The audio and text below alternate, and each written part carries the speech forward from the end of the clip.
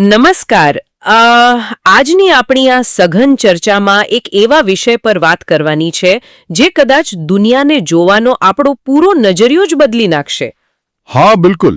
અને આ કોઈ સામાન્ય વિષય નથી.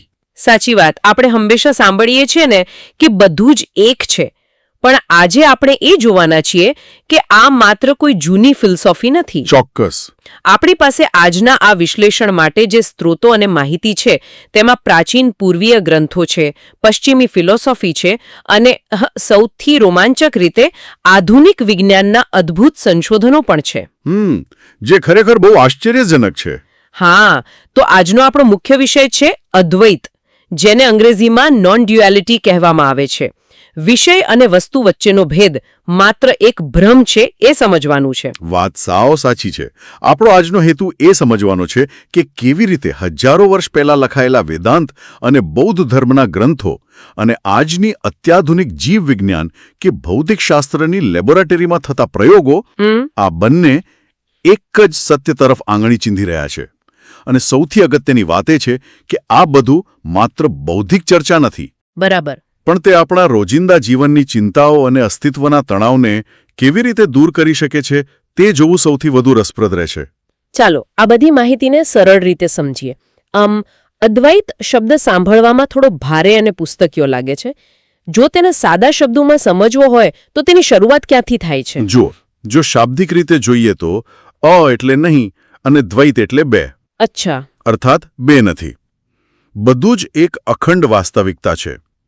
આપણે રોજબરોજના જીવનમાં જે અલગતા જોઈએ છીએ ને કે આ હું છું અને પેલું ઝાડ છે, અથવા આ મારો મિત્ર છે અને પેલી વસ્તુ છે, આ બધો વિષય અને વસ્તુ વચ્ચેનો ભેદભાવ માત્ર આપણા મનનો વિચારોનો એક ભ્રમ છે. ઓકે. પ્રાચીન પૂર્વીય પરંપરાઓમાં, ખાસ કરીને અદ્વૈત વેદાંતમાં આનો બહુ ઊંડો અભ્યાસ થયો છે. ઉપનિષદોનું પેલું પ્રખ્યાત મહાવાક્ય છે તત્વમસી, જેનો અર્થ થાય છે તું તે છે. વાહ! આનો અર્થ એ થયો ને કે આપણે જે પરમ તત્વને કે ઈશ્વરને બહાર શોધી રહ્યા છીએ તે વાસ્તવમાં આપણું જ મૂળ સ્વરૂપ છે. હા, બિલકુલ. અદ્વૈત વેદાંતના 3 મુખ્ય સ્તંભ છે જે આખી ફિલોસોફીનો પાયો છે. કયા કયા? પહેલું બ્રહ્મ સત્ય છે, એટલે કે આખા અસ્તિત્વમાં માત્ર એક જ પરમ ચેતના વાસ્તવિક છે. બીજું જગત મિથ્યા છે. હવે મિથ્યા એટલે એવું નહીં કે દુનિયા ગાયબ છે, પણ આપણે તેને જેવી અલગ અલગ ટુકડાઓમાં જોઈએ છીએ તે માત્ર એક દેખાવ છે, અંતિમ સત્ય નથી. બરાબર. અને ત્રીજું જીવ એ બ્રહ્મ જ છે, એટલે કે વ્યક્તિગત આત્મા અને એ પરમ તત્વ વચ્ચે કોઈ જ દિવાલ નથી. એટલે હું આને એક ઉદાહરણથી સમજવાનો પ્રયત્ન કરું. આપણે કલ્પના કરીએ કે રાત્રે આપણે સપનું જોઈએ છીએ. હા. સપનામાં આપણે એક આખું શહેર જોઈએ છીએ. ત્યાં લોકો હોય છે, રસ્તા હોય છે, આકાશ હોય છે. સપનામાં એ બધું સાચું અને અલગ અલગ લાગે છે. સાચી વાત. પણ જ્યારે આંખ ખુલે ત્યારે ખબર પડે કે શહેર, એ લોકો અને રસ્તા બધું જ માત્ર મારું પોતાનું જ મન હતું. બરાબર છે. ત્યાં કોઈ બીજું હતું જ નહીં. શું આ જગત મિથ્યા છે એનો અર્થ આવો કંઈક થાય? સમજાય છે કે બધું એક જ હતું. આવો જ ખ્યાલ બૌદ્ધ ધર્મમાં પણ જોવા મળે છે, જેને તેઓ શૂન્યતા કહે છે. શૂન્યતા એટલે કે બધું જ ખાલીખમ છે. આ તો થોડું નિરાશાવાદી નથી લાગતું? ના, એવું નથી. શૂન્યતાનો અર્થ એવો નથી કે કંઈ જ નથી. બૌદ્ધ ધર્મના હાર્ડ સૂત્રમાં બહુ સ્પષ્ટ રીતે એક સંદર્ભ છે કે રૂપ એ જ શૂન્યતા છે અને શૂન્યતા એ જ રૂપ છે. શૂન્યતાનો સાચો અર્થ એ છે કે કોઈ પણ વસ્તુનું પોતાનું કોઈ સ્વતંત્ર અલગ અસ્તિત્વ નથી. ધારો કે એક લાકડાનું ટેબલ છે. તે ટેબલ લાકડા, સુથારની મહેનત, વૃક્ષને મળેલા સૂર્યપ્રકાશ, વરસાદ અને જમીન વગર અસ્તિત્વ ધરાવી શકે? ના, બિલકુલ નહીં. એટલે કે ટેબલ પોતાના સ્વતંત્ર અસ્તિત્વથી ખાલી છે. બધું જ એકબીજા સાથે વણાયેલું છે. અરે વાહ! ચીનમાં દાઓવાદમાં પણ લાઓત્ઝુએ આ જ વાત કહી હતી કે જે દાઓનું શબ્દોમાં વર્ણન થઈ શકે તે શાશ્વત દાઓ નથી.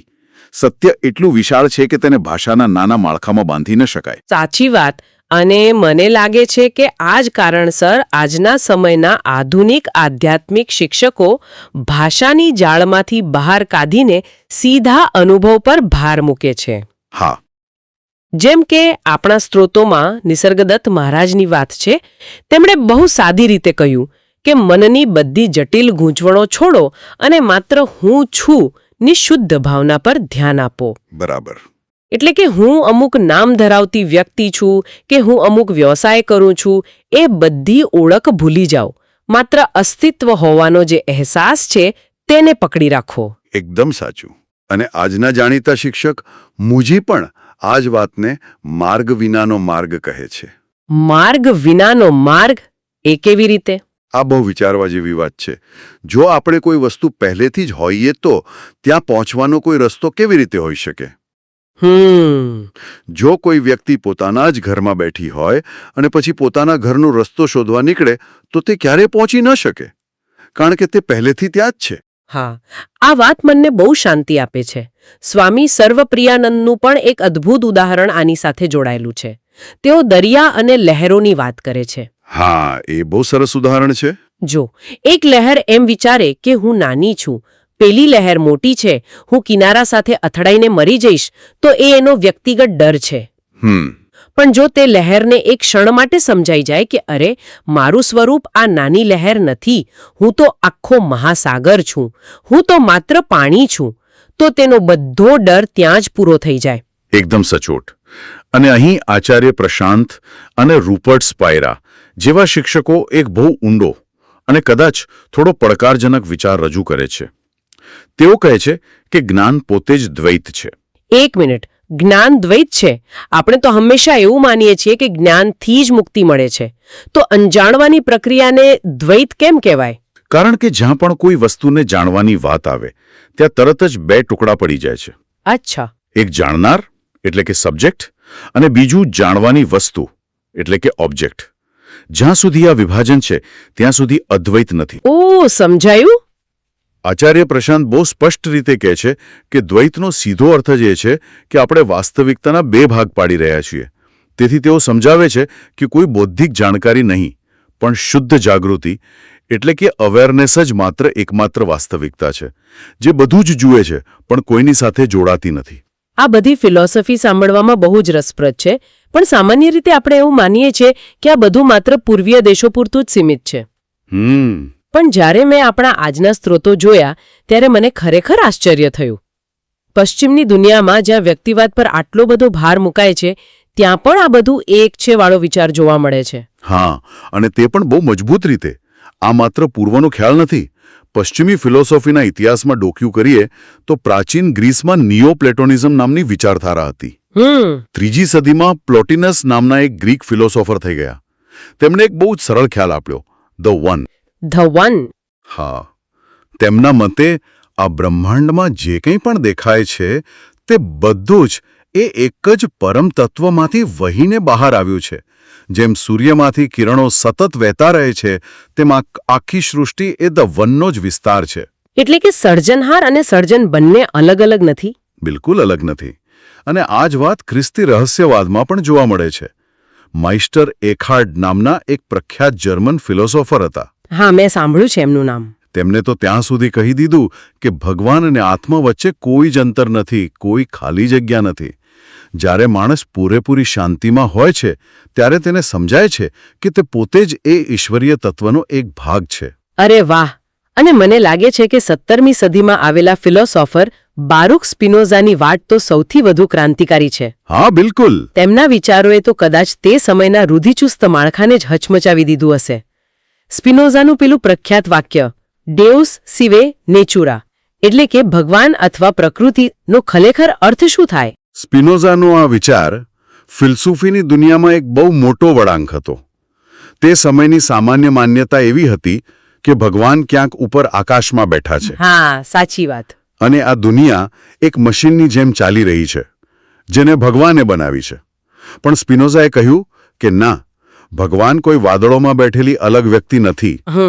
આ ગુરુત્વાકર્ષણ, આ પ્રકૃતિના નિયમો, આ તારાઓ, આ પૃથ્વી, આ બધું જ ભગવાન છે. આખા બ્રહ્માંડમાં માત્ર એક જ પદાર્થ એટલે કે સબસ્ટન્સ છે. એટલે કે સ્પિનોઝા એવું કહેતા હતા કે આપણે પણ એ જ પદાર્થના બનેલા છીએ અને જેને આપણે મન અને શરીર કહીએ છીએ એ બંને અલગ નથી. બરાબર. સ્પિનોઝાના મતે મન અને શરીર એ કોઈ બે અલગ વસ્તુઓ નથી, પણ એ એક જ પરમ તત્વના બે પાસા છે. જેમ એક જ સિક્કાની બે બાજુઓ હોય છે ને, બસ એવું જ. આંતરિક અનુભવ એ મન છે અને બાહ્ય સ્વરૂપ એ શરીર છે. આને જો કોઈ નૃત્યકારના ઉદાહરણથી જોઈએ તો એવું કહી શકાય કે નૃત્યકાર અને નૃત્ય અલગ નથી. નૃત્ય એ નૃત્યકારનું જ પ્રગટીકરણ છે. બહુ સરસ વાત કહી. આનો સીધો અર્થ એ થયો કે દુનિયામાં અલગ અલગ ભાષાઓ, અલગ અલગ ખંડ અને સંસ્કૃતિઓ હોવા છતાં ઇતિહાસના વિવિધ તબક્કે બધા જ મહાન વિચારકો એક જ સામાન્ય સત્ય પર સંમત થયા છે. હા. અને તે સત્ય એ છે કે આપણો આ વ્યક્તિગત અહંકાર, આ હું કે ઈગો એ માત્ર એક ભ્રમ છે. અને આ અખંડિતતાને માત્ર પુસ્તકો વાંચીને ન સમજી શકાય, તેને અનુભવવી પડે. જુઓ, આ બધી ફિલોસોફી સાંભળવામાં બહુ સારી લાગે છે, પણ મારું આધુનિક મન પુરાવા માંગે છે. બરાબર. આપણને બધાને હવે લેબોરેટરીમાં સાબિત થયેલી વાતો પર વધુ વિશ્વાસ બેસે છે. શું કોઈ વૈજ્ઞાનિકે આ બધું એક છે વાળી વાત સાબિત કરી છે? અહીં વાત ખરેખર ખૂબ જ રસપ્રદ બને છે જ્યારે વિજ્ઞાન આને સમર્થન આપે. આજના સમયની સૌથી રોમાંચક ઘટના છે. અત્યાર સુધી વિજ્ઞાન એવું માનતું હતું કે આખી દુનિયા માત્ર ભૌતિક પદાર્થોની બનેલી છે. એવું મનાતું કે મગજની અંદર રસાયણો અને ન્યુરોન્સ ભેગા થાય અને તેમાંથી ચેતના અથવા તો આપણી જાગૃતિ ઉત્પન્ન થાય છે. પણ હવે આધુનિક ફિલસૂફો અને વૈજ્ઞાનિકો આને પડકારી રહ્યા છે. અચ્છા. બર્નાર્ડો કાસ્ટ્રુપ નામના જાણીતા ફિલસૂફનું કાર્ય આમાં બહુ જ મહત્વનું છે. કાસ્ટ્રુપ બહુ સીધી વાત કરે છે કે ચેતના મગજ દ્વારા ઉત્પન્ન નથી થતી. ઓકે, તો કેવી રીતે થાય છે? ઉલટું, ચેતના એ જ મૂળભૂત માળખું છે. મગજ, શરીર અને આ આખું બ્રહ્માંડ એ ચેતનાની અંદર ઉત્પન્ન થાય છે. એટલે કે નદીમાં જેમ વમળ ઉત્પન્ન થાય ત્યારે વમળ નદી નથી બનાવતું, પણ નદી પોતે જ વમળનું રૂપ લે છે. આપણું મગજ અને આપણું અસ્તિત્વ એ પરમ ચેતનામાં ઉઠેલું એક વમળ છે. એકદમ સચોટ સામ્યતા. અને જો લેબોરેટરીના પુરાવા જોઈતા હોય તો જીવવિજ્ઞાનનો એક અદ્ભુત પ્રયોગ આપણા સ્ત્રોતોમાં છે. કયો પ્રયોગ? વૈજ્ઞાનિક માઇકલ લેવિનનો પ્લેનેરિયન ફ્લેટવોર્મ્સ પરનો પ્રયોગ. પ્લેનેરિયન એક પ્રકારના નાના જીવજંતુ છે જે પોતાના શરીરના કોઈ પણ ભાગને ફરીથી ઉગાડી શકે છે. અચ્છા. વૈજ્ઞાનિકોએ શું કર્યું કે આ જીવજંતુઓને એક ભૂલભુલામણીમાંથી એટલે કે મેઝમાંથી રસ્તો શોધવાની તાલીમ આપી. જંતુઓ રસ્તો શીખી ગયા. હા. પછી વૈજ્ઞાનિકોએ એ જંતુઓનું માથું અને મગજ કાપી નાખ્યું. અરે એક મિનિટ, જો એમનું માથું કાપી નાખવામાં આવ્યું તો પછી યાદદાશ્ત ગઈ ક્યાં? આ તો આપણા સામાન્ય જીવ વિજ્ઞાનના નિયમોની સાવ વિરુદ્ધ છે. આ જ તો સૌથી મોટું આશ્ચર્ય હતું. જ્યારે એ જંતુઓનું નવું માથું અને નવું મગજ ઉગ્યું ને ત્યારે પણ તેમને ભૂલભુલામણીનો રસ્તો યાદ હતો. ગજબ કહેવાય. આ પ્રયોગે જીવવિજ્ઞાનના પાયા હચમચાવી દીધા. આનો સીધો અર્થ એ છે કે સ્મૃતિ, જ્ઞાન અને મન એ માત્ર મગજના કોષોમાં જ કેદ નથી. તે સમગ્ર અસ્તિત્વમાં અથવા એમ કહીએ કે એક અદૃશ્ય ઇન્ફોર્મેશન ફિલ્ડમાં વિતરિત થયેલું છે. થોભો, આ અદૃશ્ય ઇન્ફોર્મેશન ફિલ્ડ એટલે શું? શું તે વાઈફાઈ નેટવર્ક જેવું કંઈક છે? હા, સમજવા માટે એવું કહી શકાય. જ્યાં ડેટા હવામાં છે, ઇન્ટરનેટ વાયરમાં નથી પણ હવામાં તરંગો રૂપે છે, અને આપણું મગજ માત્ર એક રાઉટર અથવા એન્ટીના છે જે તે ડેટાને પકડે છે. ચોક્કસ. વાઈફાઈનું ઉદાહરણ આને સમજવા માટે શ્રેષ્ઠ છે. જો તમારો મોબાઈલ કે રાઉટર તૂટી જાય તો ઇન્ટરનેટ નાશ નથી પામતું. બરાબર. જ્યારે તમે નવો મોબાઈલ લાવો છો ત્યારે તે ફરીથી ક્લાઉડમાંથી બધો ડેટા ડાઉનલોડ કરી લે છે. પ્લેટફોર્મ્સના કિસ્સામાં પણ એવું થયું. નવા મગજે તે ઇન્ફોર્મેશન ફિલ્ડમાંથી સ્મૃતિ પાછી મેળવી લીધી. વાહ. આ પ્રયોગ સાબિત કરે છે કે ચેતના કોઈ એક મગજમાં કેદ નથી, તે સર્વવ્યાપી છે. આ બધું આપણને એ વિચારવા મજબૂર કરે છે કે આપણે જે દુનિયા આપણી આંખોથી જોઈએ છીએ તે ખરેખર કેટલી સાચી છે. હા. કોગ્નિટિવ સાયન્ટિસ્ટ ડોનાલ્ડ હોફમેનની ઇન્ટરફેસ થિયરી આનો બહુ રસપ્રદ ખુલાસો કરે છે. હા, હોફમેન સમજાવે છે કે આપણે જે દુનિયા જોઈએ છીએ તે વાસ્તવિકતા નથી પણ માત્ર એક યુઝર ઇન્ટરફેસ છે. આ તો પહેલા કમ્પ્યુટર ગેમ જેવું થયું ને. ગેમ રમતી વખતે આપણને સ્ક્રીન પર કાર, રસ્તા કે બંદૂક દેખાય છે. હા, પણ કમ્પ્યુટરની અંદર તો કોઈ કાર નથી હોતી. અંદર તો માત્ર 0 અને 1નો કોડ જ હોય છે. એટલે કે મારી સામે પડેલો આ કોફીનો કપ પણ વાસ્તવમાં કોઈ ભૌતિક વસ્તુ નથી. મારું મગજ માત્ર તે ઊર્જાને કપનું રૂપ આપી રહ્યું છે. બરાબર. હોફમન સમજાવે છે કે ઉત્ક્રાંતિની પ્રક્રિયાએ આપણને બ્રહ્માંડનું પરમ સત્ય જોવા માટે નથી બનાવ્યા. અચ્છા. જો આપણે આખી દુનિયાને ક્વોન્ટમ ઊર્જા તરીકે કે શુદ્ધ ચેતના તરીકે જોવા લાગીએ તો રોજિંદા જીવનમાં ટકી રહેવું મુશ્કેલ બની જાય. આપણે રસ્તો ક્રોસ ન કરી શકીએ. સાચી વાત છે. તેથી ટકી રહેવા માટે ઉત્ક્રાંતિએ આપણને ઉપયોગી ભ્રમ આપ્યા છે. આ બરાબર એ જ વાત છે જે હજારો વર્ષો પહેલા અદ્વૈતમાં કહેવાઈ હતી કે આ દુનિયા એક માયા છે. માયા એટલે જૂઠું નહીં, પણ જેવું દેખાય છે એવું સત્ય નથી. અને સેમિકન્ડક્ટરના શોધક જેમણે માઇક્રોપ્રોસેસર બનાવ્યું તે વૈજ્ઞાનિક ફેડેરિકો ફાગિનનો વિચાર તો આમાં સૌથી સુંદર ઉમેરો કરે છે. હા, એમનું કામ બહુ સરસ છે. તેઓ કહે છે કે ભૌતિક પદાર્થ એ માત્ર એવી શાહી છે જેના દ્વારા ચેતના પોતાને ઓળખવા માટેની વાર્તા લખી રહી છે. વાહ! પદાર્થ અને ચેતના અલગ નથી, પણ પદાર્થ એ ચેતનાનું જ એક સાધન છે. બિલકુલ. આ બધું સાંભળ્યા પછી મનમાં એક મોટો પ્રશ્ન ઊભો થાય છે કે સો વોટ? આ બધાનો અર્થ શું છે? કોઈ વ્યક્તિ જે રોજ સવારે ઓફિસે જાય છે, ટ્રાફિકનો સામનો કરે છે, પોતાના ઘરના ખર્ચા અને લોનના હપ્તા ભરે છે, એના માટે આ બધું એક છેવાળું જ્ઞાન શા માટે મહત્વનું છે? આ સૌથી અગત્યનો પ્રશ્ન છે, કારણ કે ફિલસૂફી જો જીવનમાં ન ઉતરે તો તે માત્ર શબ્દોની રમત છે. આ સમજણનું સૌથી મોટું મૂલ્ય છે આપણા અસ્તિત્વને લગતી ચિંતામાંથી મુક્તિ. આપણે આખો દિવસ મારું બેંક બેલેન્સ, મારી કરિયર, મારી ઇમેજ વિશે ચિંતા કરવામાં કાઢીએ છીએ. આપણા બધા ડરનું મૂળ આ નાનકડો હું છે. એટલે કે જો આ હું જ એક ભ્રમ હોય, માત્ર એક યુઝર ઇન્ટરફેસ હોય, તો આ બધો તણાવ ખરેખર કોનો છે? સાચી વાત. જો હું કોઈ અલગ જીવ છું જ નહીં, તો પછી મારે મારી જાતને બચાવવાની કે સાબિત કરવાની જરૂર જ ક્યાં રહે છે? આ જ અદ્વૈતનો વ્યવહારુ ફાયદો છે. સમુદ્રમાં એક નાની લહેર ભલે પડી જાય, સમુદ્રને કોઈ ફરક નથી પડતો. વ્યક્તિગત ઓળખ એક પાણીના પરપોટા જેવી છે. પરપોટો ફૂટે તો પણ પાણી તો ક્યાંય જતું નથી. આ સમજણ માણસના સૌથી મોટા ડર એટલે કે મૃત્યુના ડરને હળવો કરી દે છે. જ્યારે ખબર પડે કે મારું મૂળ સ્વરૂપ આ ચેતના છે જે ક્યારેય મરતી નથી, ત્યારે માણસ હળવાશથી જીવી શકે છે. આ સમજણ ખરેખર જીવનનો ભાર ઓછો કરી દે છે. અને માત્ર માનસિક શાંતિ જ નહીં, આપણા સ્ત્રોતોમાં કેટલાક બહુ જ રસપ્રદ સંશોધનો ટાંકવામાં આવ્યા છે જે દર્શાવે છે કે આ અદ્વૈતની સમજ આપણા સમાજ અને પર્યાવરણને પણ બચાવી શકે છે. ચોક્કસ. આધુનિક સંશોધનો દર્શાવે છે કે જે લોકો આ એકરૂપતાનો અનુભવ કરે છે તેઓ પર્યાવરણ પ્રત્યે વધુ જાગૃત હોય છે અને અન્ય મનુષ્યો પ્રત્યે વધુ કરુણા ધરાવે છે. હા, કારણ કે આનું કારણ બહુ લોજિકલ છે. જો મને ખબર હોય કે મારું અને આ સામે ઊભેલા ઝાડનું અથવા મારું અને મારી સાથે કામ કરતી વ્યક્તિનું મૂળ તત્વ એક જ છે, તો હું તેને નુકસાન કેવી રીતે પહોંચાડી શકું? બરાબર. કારણ કે જ્યારે બધું જ એક જ છે ત્યારે પ્રકૃતિને કે બીજા કોઈને નુકસાન પહોંચાડવું એ સીધી રીતે પોતાના પગ પર કુહાડી મારવા સમાન છે. આ સમજણથી દુનિયાના ઘણા સંઘર્ષોનો અંત આવી શકે તેમ છે. અને મને લાગે છે કે ભવિષ્યની ટેકનોલોજી અને દવાની દુનિયા પણ આનાથી બદલાઈ શકે છે. હા, ઘણો મોટો બદલાવ આવી શકે. ખાસ કરીને આર્ટિફિશિયલ ઇન્ટેલિજન્સ એટલે કે એઆઈના ક્ષેત્રમાં. અત્યાર સુધી વૈજ્ઞાનિકો એવું માનતા હતા કે કોમ્પ્યુટરમાં બહુ બધા ડેટા નાખીશું એટલે તેમાં ચેતના પેદા થશે. પણ જો ચેતના મગજમાંથી કે કોમ્પ્યુટરની ચિપમાંથી પેદા જ ન થતી હોય તો એઆઈનો આખો અભિગમ જ બદલાઈ જાય છે. હા, અને મેડિકલ સાયન્સમાં પણ બહુ મોટો ફેરફાર આવી શકે.